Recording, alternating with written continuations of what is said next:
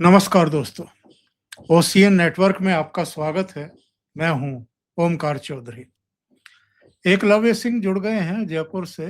एकलव्य, बहुत स्वागत है। नमस्कार। नमस्कार सर। नमस्कार सर, आपके दर्शकों को प्रणाम। तो क्या हो रहा है, ये क्या करवा रहे हैं आप लोग, और देश को क्या-क्या देखना और सुनना पड़ रहा है? सर ऐसा है कि मतलब अब एक ऐसी स्थिति हो चुकी है, मुझे लग रहा है सर कि दो तरह की इसमें सर खींचतान चल रही है सर। एक तो सर जो ये राजनीतिक जो विपक्षी हैं मोदी के, जिस तरह से वो समझ चुके हैं कि अब मोदी को इलेक्टोरल प्रोसेस से हराना बहुत मुश्किल है, तो फ्रस्ट्रेशन में, जैसे कि मैंने आपसे पहले भी एक बार निवेदन किया था कि भाई जब नकारात्मकता की जब पराकाष्ठा हो जाती है तो वो मानसिक बीमारी बन जाती है। तो कुछ तो सर जो उनकी प्रतिक्रियाएं आ रही हैं वो इस तरह की हैं, उसमें हिपोक्रेसी भी इन्वॉल्व है सर बहुत ज्यादा। और उसके अलावा सर इनकी जो आपसी खींचतान है, जिसे हम एक क्रेडिट वॉर कहते हैं, जिसको एक तरह से, जिस तरह से आप देख रहे होंगे कि अरविंद केजरीवाल जी जेल भ्रमण कर रहे हैं सर, अलग अलग थानों में जा रहे हैं, जेल में जा रहे हैं कि भाई इन मासूम बच्चों को छोड़ दो, जो पुलिस पर पत्थर फेंक रहे थे, उनका उनके ऊपर अटैक कर रहे थे, उनको घेर के मार रहे थे, उनको छोड़ दो, प्लीज छोड़ दो। राहुल गांधी जी सर, लेकिन एक सर देखिए, लास्ट जो 2-3 दिन जो रहे हैं इस प्रोटेस्ट के बाद से, वो जो 20 तारीख को हुआ, उसके बाद का सर एक बड़ा इंटरेस्टिंग घटनाक्रम है सर। अगर नोट करें आप कि सर दिन में ये सब चलता है सर, धरना देना, बच्चों के भविष्य के बारे में बात करना, और हर दिन सर रात को 8 साढ़े 8 बजे के आसपास अचानक से जंतर मंतर पे, कनॉट प्लेस के एरिया में एक अराजक भीड़ आती है, और वो सर एक तरह से एकदम धावा बोल देती है हमारी सिक्योरिटी फोर्सेस के ऊपर। तो आती है या भेजी जाती है? मैं इसी पे आ रहा था सर कि मतलब मैं इस ये पैटर्न एकदम क्लियर है सर। अगर आप चाहे शाहीन बाग का टाइम देखेंगे या दिल्ली दंगों का टाइम देखेंगे, तो ये ठीक उसी तरह से हो रहा है सर। ये एकदम एक मतलब मुझे नहीं लगता सर कि अब किसी को इस बात में एक संशय रहना चाहिए सर कि ठीक है, मतलब इसमें तो किसी को कोई डाउट नहीं है कि नीट एक मुद्दा है, लेकिन ये आंदोलन नीट के लिए नहीं है सर, और ना किसी विद्यार्थी के भविष्य के लिए है। यह आंदोलन पूर्ण रूप से एक राजनीतिक षड्यंत्र है उन शक्तियों का जो कि भारत की प्रगति नहीं देख पा रही और मोदी को इतने वर्षों से हरा नहीं पा रही सर।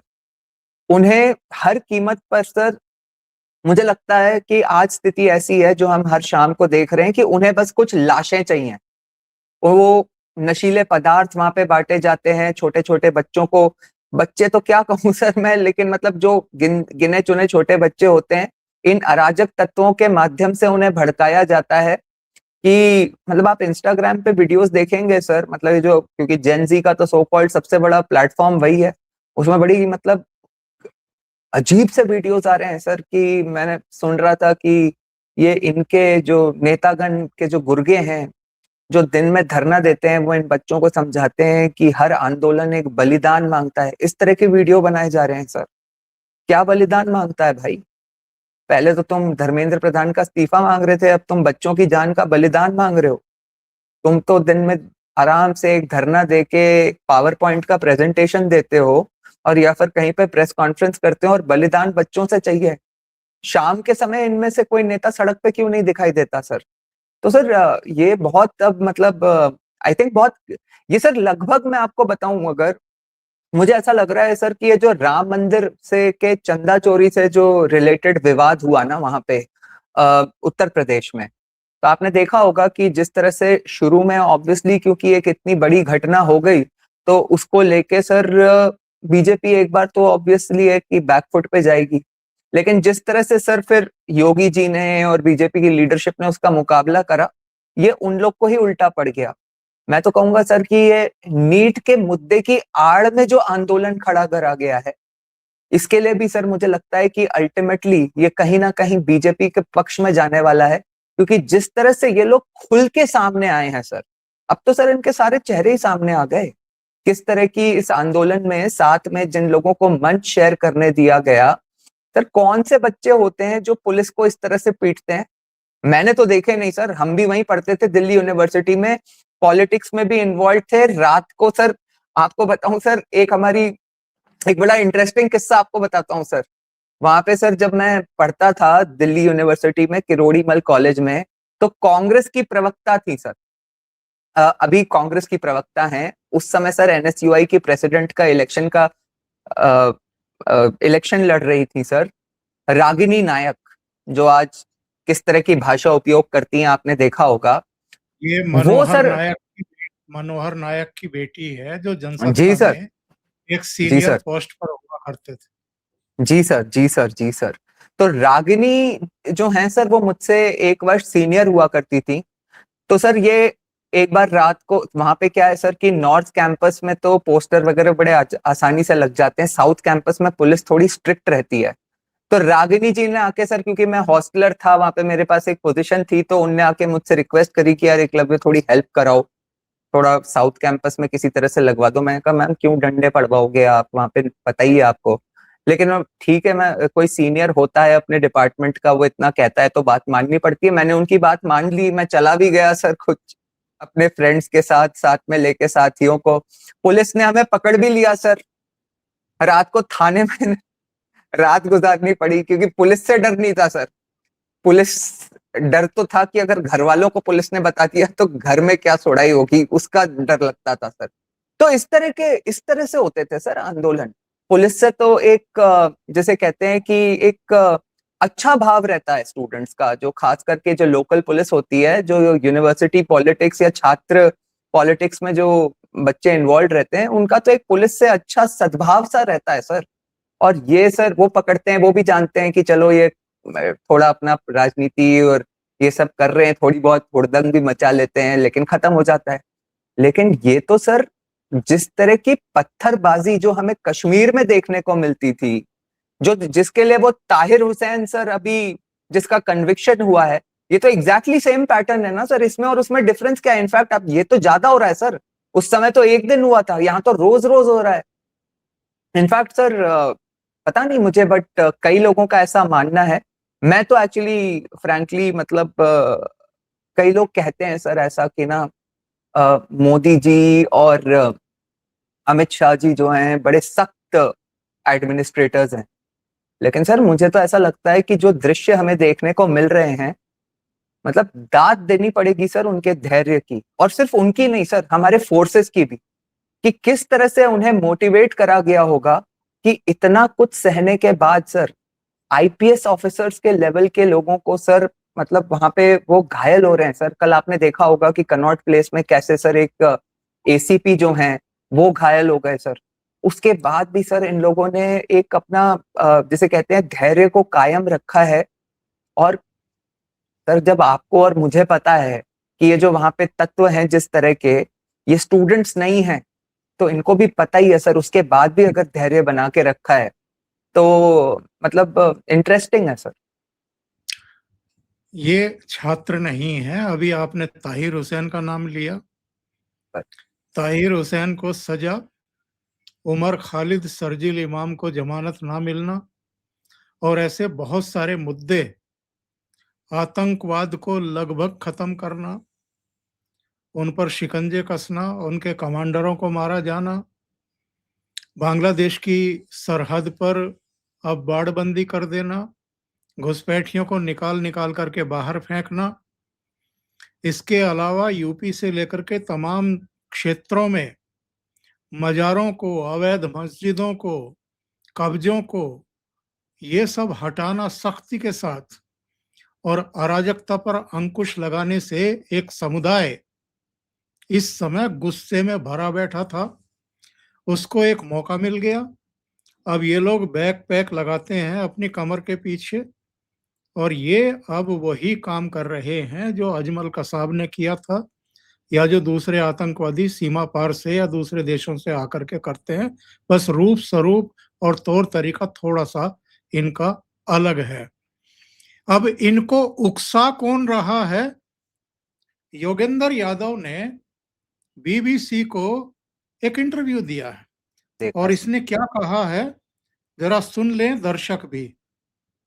मैं काफी वक्त से कह रहा हूं कि अब देखिए, अब इस देश में डेमोक्रेसी का फ्यूचर संसद से तय नहीं होगा, सड़क से तय होगा, इलेक्शन से तय नहीं होगा, रेजिस्टेंस से तय होगा। और 20 तारीख को उसकी एक झलक, एक छोटी सी झलक हमने देखी, छोटी तो नहीं थी जी, लेकिन इतिहास की दृष्टि से देखें तो एक झलक हमने देखी। देख लिया आपने इनका सपना कि अब सुन लिया होगा कि अब ये देश संसद से नहीं चलेगा, सड़क से चलेगा और इलेक्शन से सरकारें तय नहीं होंगी, आंदोलन से तय होंगी। यानी सरकारों का तख्ता पलट किया जाएगा, नेपाल की तरह, बांग्लादेश की तरह, श्रीलंका की तरह, पाकिस्तान की तरह। सर मुझे ऐसा लगता है कि आप जैसा वरिष्ठ और अनुभवी व्यक्ति अगर ऐसा मतलब गलती कर जाए तो फिर आपका मतलब छात्र होने के नाते मैं आपकी बात में थोड़ा संशोधन कर दूं सर। ये योगेंद्र यादव नहीं है सर, जैसा कि अभी आपने समझाया था एक समुदाय के बारे में, ये सलीम मियां है सर, जो अपने समुदाय को मैसेज दे रहे हैं कि यही करना है अब। ये सर मतलब वो गया सर 2012 वाला जमाना या 2011 वाला, जब ये कोई सोफिस्टिकेटेड इंग्लिश एजुकेटेड व्यक्ति के रूप में लोगों को है ना बेवकूफ बना सकते थे। अब इनके सारे कच्चे चिट्ठे खुल चुके हैं, हर व्यक्ति को पता है कि ये आदमी क्या है। प्रधानमंत्री जी ने तो इनका नाम लिए बिना वो जो आंदोलन जीवी टर्मिनोलॉजी को जो मोदी जी ने मतलब एक तरह से उनका ही इन्वेंशन था, ये इन्हीं के लिए तो था सर, इनका नाम नहीं लिया था, लेकिन यही तो है वो व्यक्ति जिनकी वजह से मोदी जी ने इस नाम का इन्वेंशन किया था। तो एक बात अच्छा सर, आप देखिए ये तो इस आदमी की तो कुछ है ही नहीं सर। आज एक और घटना हुई है सर, आपको पता हो अगर तो, कि अन्ना हजारे ने भी साइलेंट प्रोटेस्ट शुरू किया है सर।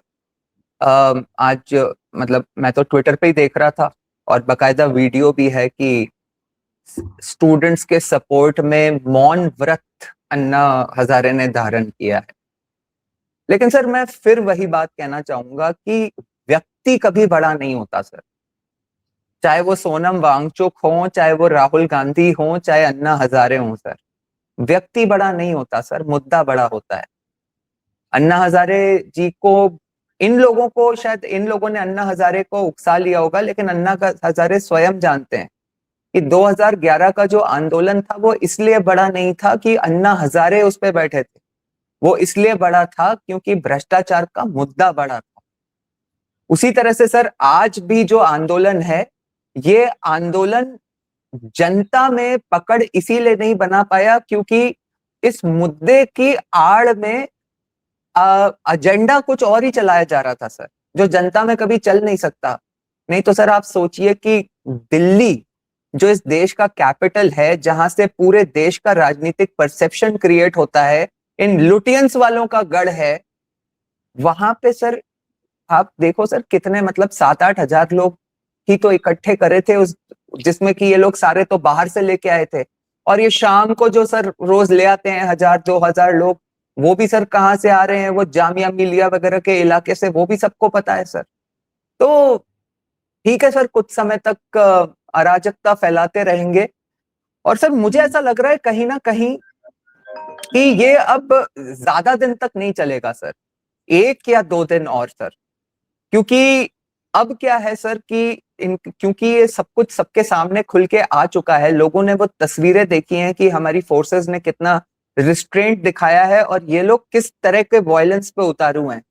तो अब सर मेरे ख्याल से यदि कोई एक्शन होगा तो मुझे नहीं लगता कि मतलब सरकार को अब ऐसा कोई डर होगा कि इससे कोई गलत परसेप्शन बन सकता है।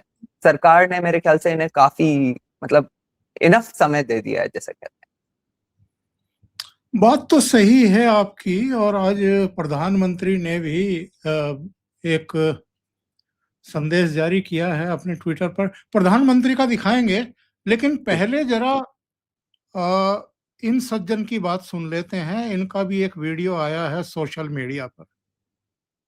किसी को कोई संशय नहीं है कि नीट पेपर लीक विद्यार्थियों का एक महत्वपूर्ण मुद्दा है, पर इस बात में भी कोई संशय नहीं रखिए कि ये आंदोलन ना नीट पेपर लीक के लिए है और ना ही विद्यार्थियों का है। भारत इनकी माता है, पर इनको ये नहीं पता कि इनका बाप कौन है। उमर खालिद को बेल दो, धारा 370 फिर से बहाल करो। स्वामी प्रेमानंद ढोंगी है, नाम रहेगा अल्लाह का।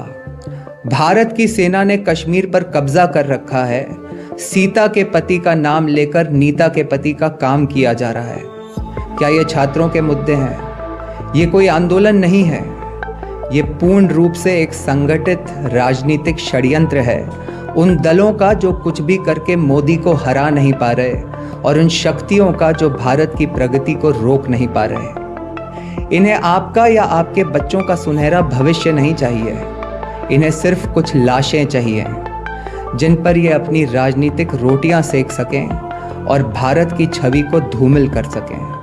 विद्यार्थियों के शांतिपूर्ण संघर्ष में पत्थर कहां से पहुंच रहे हैं? अभी पत्थर पहुंचे हैं, कल पेट्रोल और केरोसिन भी पहुंचेगा। बच्चों को नशीले पदार्थ दिए जा रहे हैं और कहा जा रहा है कि हर आंदोलन एक बलिदान मांगता है। नेताजी दिन में धरना देकर प्रेस कॉन्फ्रेंस करते हैं और रात को उनके गुर्गे बच्चों को बलिदान के लिए उकसाते हैं। यदि आप या आपके बच्चे भटक गए हैं तो समझिए और उनको भी समझाइए। इसमें थोड़ा सा और विस्तार है, लेकिन चूंकि हमारे साथ एकलव्य इस समय हैं ही और उनसे हम बातचीत कर ही रहे हैं, तो एकलव्य जो मुद्दे आपने उठाए हैं इन पर टुकड़ों टुकड़ों में हम लोग बात करते रहे हैं, लेकिन समुच्चता में एक जगह पर सारी चीजें आपने इस वीडियो में रखने की कोशिश की है। और मैं दर्शकों से ये कहूंगा कि एकलव्य सिंह सोशल मीडिया पर भी काफी सक्रिय रहते हैं, टीवी चैनलों पर भी सक्रिय रहते हैं, उनको सपोर्ट भी करें और ट्विटर पर, एक्स पर जाकर के उनको फॉलो भी करें। और एकलव्य, हम प्रधानमंत्री के आज के ट्वीट की बात कर रहे थे, तो मैं उसी पर आ जाता हूं सीधे। प्रधानमंत्री ने जो कहा है ये जरा एक बार हम दर्शकों को दिखा देते हैं। प्रधानमंत्री ने लिखा है कि देश के युवाओं का हित और उनका भविष्य हमारी सर्वोच्च प्राथमिकता है। पेपर लीक के सभी मामलों में दोषियों को जल्दी से जल्दी कठोर दंड देने के लिए केस के त्वरित निस्तारण के लिए फास्ट ट्रैक कोर्ट्स का गठन किया जाएगा। इस संबंध में निर्देश दे दिए गए हैं कि संबंधित विभाग आवश्यक कार्रवाई सुनिश्चित करें। विद्यार्थियों के हितों को सुरक्षित करने के लिए सरकार द्वारा लिए जा रहे निर्णयों की श्रृंखला में ये महत्वपूर्ण कदम है। युवाओं के भविष्य के साथ खिलवाड़ करने वाले किसी भी व्यक्ति को बख्शा नहीं जाएगा। ये कहा प्रधानमंत्री नरेंद्र मोदी ने अपने ट्वीट में। एकलव्य का हम लोगों से कनेक्शन हटा है, लेकिन वो फिर से जुड़ रहे हैं, तो उनको जोड़ लेते हैं। जी सॉरी पता नहीं क्या हुआ, बट सर जी, तो प्रधानमंत्री ने कहा है कि फास्ट ट्रैक कोर्ट बनाएंगे, जो भी पेपर लीक के लिए जिम्मेदार हैं उनके खिलाफ सख्त से सख्त कार्रवाई की जाएगी। तुरंत राहुल गांधी का एक बयान आ गया और उन्होंने प्रधानमंत्री के लास्ट सेंटेंस पर कि जिन्होंने भी युवाओं का भविष्य खराब करने की कोशिश की है उनके खिलाफ कड़ी कार्रवाई की जाएगी। राहुल गांधी फरमा रहे हैं कि देश के युवाओं का भविष्य तो आपने ही खराब किया है। तो ये किस तरह की राजनीति है? क्या कहीं इनके व्यवहार में कोई गंभीरता है? जब ये प्रधानमंत्री आवास के चौखट पर जाकर के बैठ गए, जो कभी नहीं हुआ भारतीय इतिहास में, तो वहां भी इन्होंने अपने बयान बदले। पीएमओ में कार्यरत राज्य मंत्री जितेंद्र सिंह वहां पहुंचे थे इनसे बात करने के लिए। इन्होंने कहा कि सदन में अगर सरकार चर्चा के लिए तैयार हो जाए तो हम हट जाएंगे यहाँ से। उसके बाद उन्होंने टॉप नेतृत्व से बात की और इनको कन्वे किया कि ठीक है, सदन में चर्चा होगी। इसके बाद राहुल गांधी तुरंत पलट गए और कहा कि पहले धर्मेंद्र प्रधान का इस्तीफा होगा, तब यहां से हटेंगे। तो ये कहीं से भी आपको दिखाई देता है कि सिंसियरिटी है, सीरियसनेस है, कोई अपने पद के को लेकर के, मुद्दों को लेकर के कोई गंभीरता है, कोई तटस्थता है। सर देखिए, मैं तो मतलब मुझे जिसे कहते हैं ना, एक पैसे का भी संशय नहीं है सर कि इन चीजों को लेके इन लोगों को कोई सुधार लाने की कोई इंटेंट ना कभी थी, ना है और ना कभी हो सकती है सर। इन लोगों ने इस तरह से कभी काम ही नहीं किया है सर। आप देखिए सर कि अगर किसी का जेन्युइन इन चीजों को लेके अगर मुद्दा होता है ना, तो वो अलग टाइप की बातें करते हैं सर। उनके प्लेटफॉर्म्स भी अलग होते हैं, उनका तरीका भी अलग होता है, वो ये भी डिस्कस करते हैं। सर देखिए, नेता की जिम्मेदारी है, इसमें कोई संशय नहीं है। यदि कोई सरकार चला रहा है तो उसे देखना पड़ता है कि भाई मतलब कहाँ कहाँ हम सिस्टेमिक चेंजेस ला सकते हैं, कहाँ फॉल्ट हो रहा है। लेकिन ये क्यों होता है, इसके बारे में जो चर्चा होती है सर, वो इंपॉर्टेंट होता है। आप लूप होल्स को ठीक तब कर सकते हो जब आप पहले तो लूप होल्स को आइडेंटिफाई करो और उनपे चर्चा करो। इस तरह के सर, जिसे कहते हैं सकारात्मक डिस्कशंस, कभी आपने इनको नहीं करते हुए देखा होगा सर। फॉर एग्जाम्पल, मैं एक छोटा सा सर मतलब उदाहरण के तौर पे बता रहा हूं कि ये सर अडानी और अंबानी की तो खूब बात करते हैं, ये उन पेरेंट्स की क्यों नहीं बात करते जो कि अपने बच्चों को नीट का एग्जाम पास कराने के लिए कोई भी कीमत देने को तैयार होते हैं, कि मैं पैसे देने को तैयार होते हैं। ये उनकी बात क्यों नहीं करते सर? ये उन टीचर्स और प्रोफेसर्स की बात क्यों नहीं करते जो कि अपने बच्चों का भविष्य इस तरह से बर्बाद करने के लिए, चंद पैसों के लिए अपने ईमान और इस नोबल प्रोफेशन को बेच देते हैं सर? ये उन स्टूडेंट्स की बात क्यों नहीं करते जो मेहनत नहीं करना चाहते, इस तरह से एग्जाम को पास करना चाहते हैं? तो सर इन लोग की कोई इंटेंट नहीं है सर। और आज ये मोदी को धर्मेंद्र प्रधान का इस्तीफा नहीं लेने के लिए डिक्टेटर कह रहे हैं और जंतर मंतर की बातें कर रहे हैं सर। ये वही जंतर मंतर है जहां इसी राहुल गांधी और उनकी मां के इशारे पर प्रधानमंत्री मनमोहन सिंह ने आधी रात को पुलिस भेजकर लाठी चार्ज करवा के 70 लोगों का अस्पताल और एक महिला को परलोक पहुंचा दिया था सर। तो सर ये बात जरूर है सर कि देखिए सर, आज का ये जो आप वीडियो दिखा रहे थे, मेरे ख्याल से इसमें जो मैंने फैक्ट्स रखे हैं, या ज्यादातर इनफैक्ट सर जो मैं वीडियो बनाता हूँ, ऐसा नहीं है कि मैं कोई ऐसी बात कर रहा हूँ जो लोगों को पता नहीं होगी या किसी को भी नहीं पता होगी। आप जैसे अनुभवी लोगों को तो ये सारे फैक्ट्स पता होते हैं सर। लेकिन कभी कभी मुझे ऐसा लगता है सर कि हमारी जो जेन जी है, पहली बात तो सर मेरा ये मानना है कि हमारे जो मोटा मोटी जो एक्चुअल स्टूडेंट्स हैं और जो जेन जी है, वो इस आंदोलन से नहीं जुड़े हुए। लेकिन फिर भी मैं मानता हूं सर कि जो ऐसा प्रोपेगेंडा जब चलता है तो इस उम्र में 5% 10% लोग जो भटक जाते हैं, मैं ऐसा मानता हूं सर कि इस समय कोई 18 वर्ष का होगा तो 12 वर्ष पहले जब मोदी जी आए होंगे तो वो शायद 6 वर्ष का रहा होगा।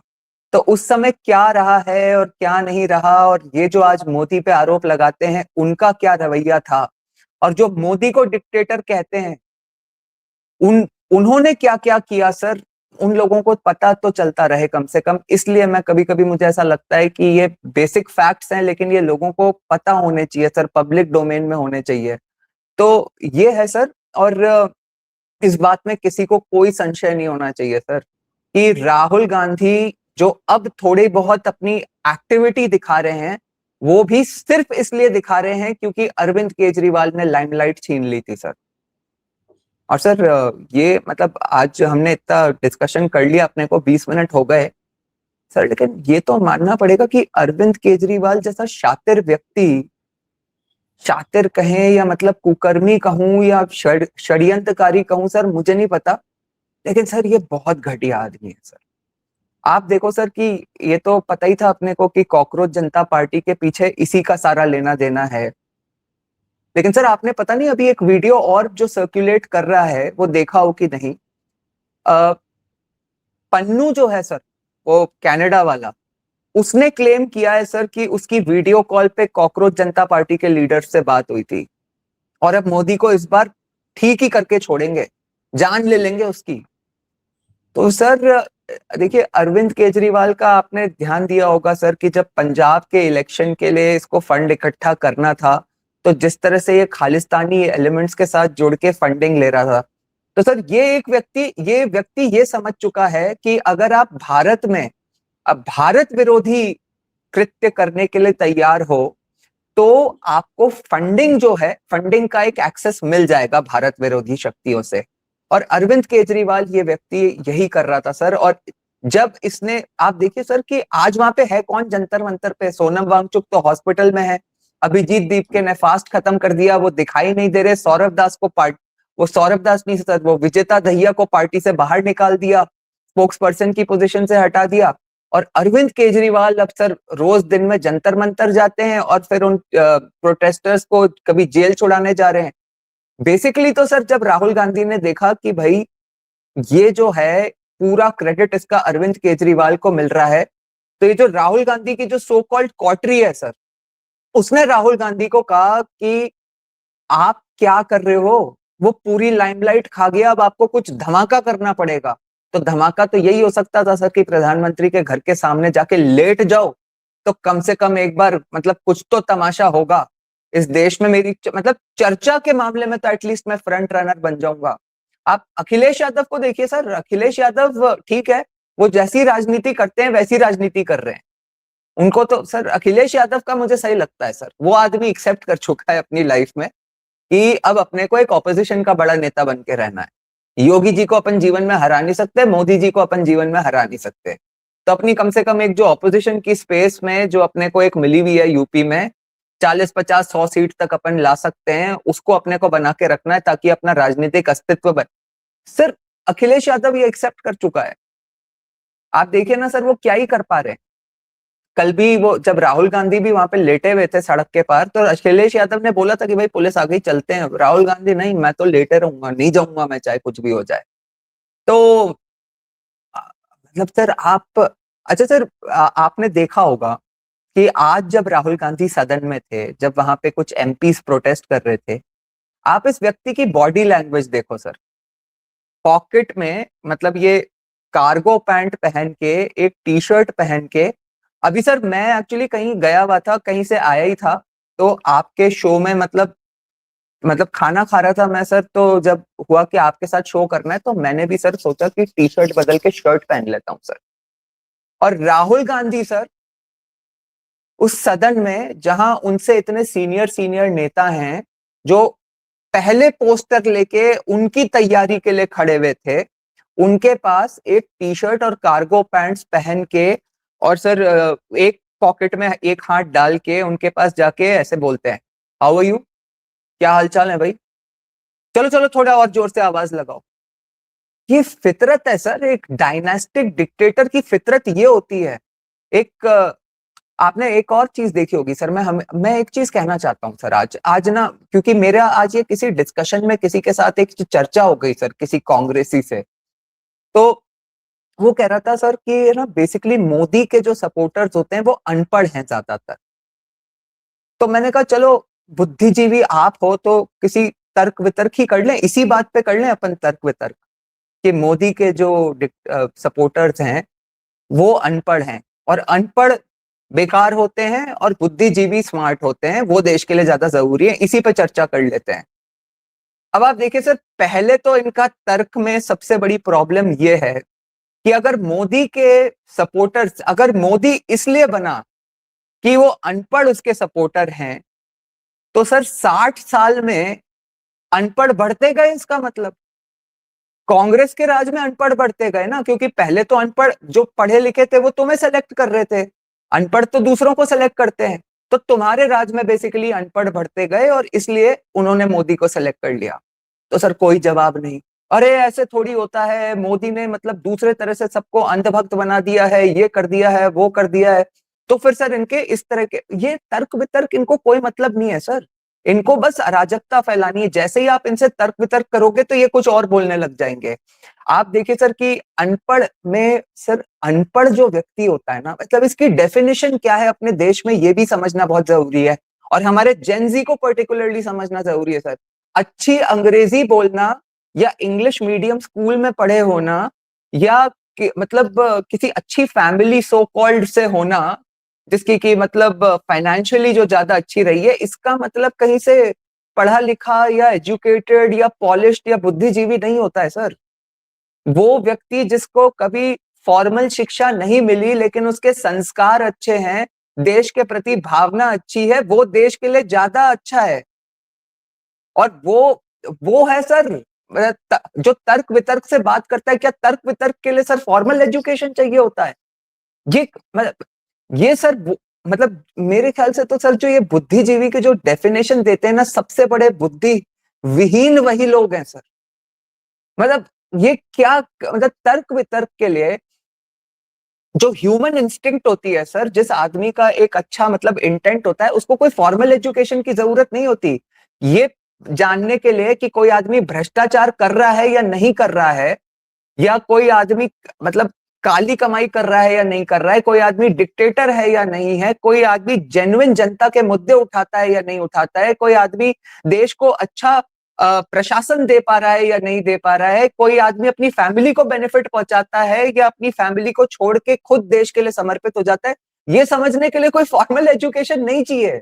ये दिखता है सर लोगों को, ये अपनी सहज बुद्धि से। तो ज्यादा ही बोल गया सर मैं लेकिन मतलब कुल मिला के सर यही है कि इन लोगों के पास सिवाय अराजकता के अब कुछ नहीं बचा सर। आप म्यूट पे हो सर। मैं जरा एक चित्र दिखा देता हूं। इनके चेहरों पर किसी को संजीदगी दिखाई दे रही है क्या, पेपर आउट को लेकर के या दूसरी तमाम चीजों को लेकर के? दोनों भाई बहनों के चेहरे पर जो बवाल हो रहा है, जो प्रदर्शन हो रहे हैं, ये प्रधानमंत्री के आवास के बाहर का चित्र है। जैसे इन्होंने किला जीत लिया हो, कुछ इस भाव में। और अभी आप टी शर्ट की बात कर रहे थे, तो आप जरा इनको तो पहचानते ही होंगे। हाँ, मैं जरा इनका सर दिखाई लेकिन देता हूँ। क्योंकि सर आपने ये अभी फोटो दिखाई है, और अभी जो अपन बात कर रहे थे, मैं इसी के संदर्भ में कहना चाह रहा हूँ सर, ये सिर्फ टी शर्ट की बात नहीं है सर, ये पोज की भी बात है सर। मेरी भी बहन है सर, मेरी भी माँ है। एक एज के बाद सर एक महिला से पब्लिक आई में जब आप होते हो तो आपको एक डिग्निटी मेंटेन करनी होती है। ये फर्क होता है सर संस्कार में और शिक्षा में। ये बुद्धिहीन लोग हैं सर, ये सर टी शर्ट ये पहन के ये भी आ गए। आजकल टी शर्ट में ही वीडियो जारी करते हैं देर रात ये।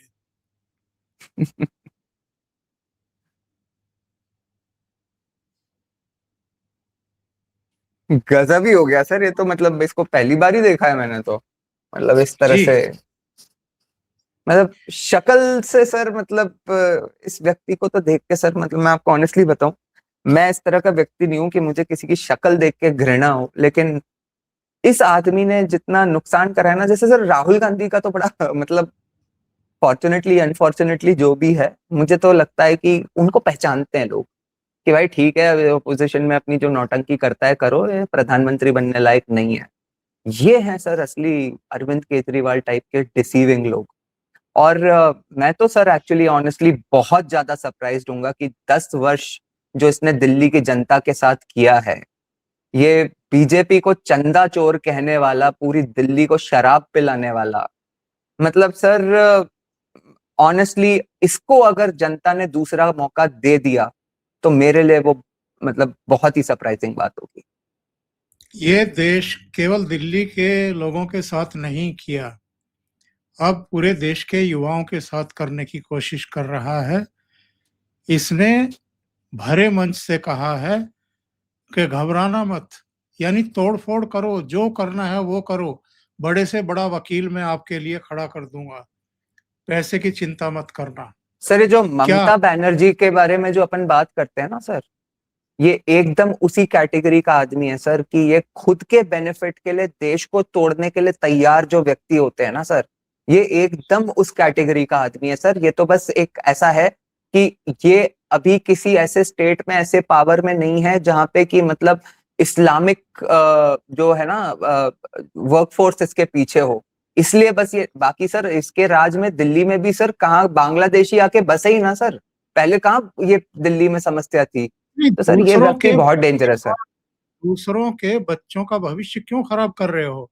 एक बार किसी के खिलाफ एफआईआर दर्ज हो जाए, वो बरसों बरस तक अदालतों के चक्कर काटता रहता है, उसका भविष्य चौपट हो जाता है, उसको सरकारी नौकरी नहीं मिलती है, आचरण में दर्ज हो जाता है, उसकी फाइल खुल जाती है।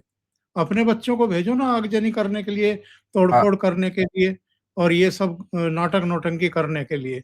अपने बच्चों का कैरियर की चिंता है, दूसरों के बच्चों के कैरियर की चिंता नहीं है। नहीं सर, रियल तो यही है ना। अब ये जो मतलब ऐसा थोड़ी है कि गांधी परिवार में बच्चे नहीं है। वो पॉलिटिकल रैली में अगर रिहान वाड्रा जी जा सकते हैं, अगर उनकी सिस्टर जा सकती हैं, वो जेनजी को क्या, जेनजी से बड़े लोगों को भी लीड कर सकते हैं पॉलिटिकल रैली में जाके, तो सर अगर देश के युवा और छात्रों का इतना बड़ा मुद्दा है तो वहां क्यों नहीं जा सकते?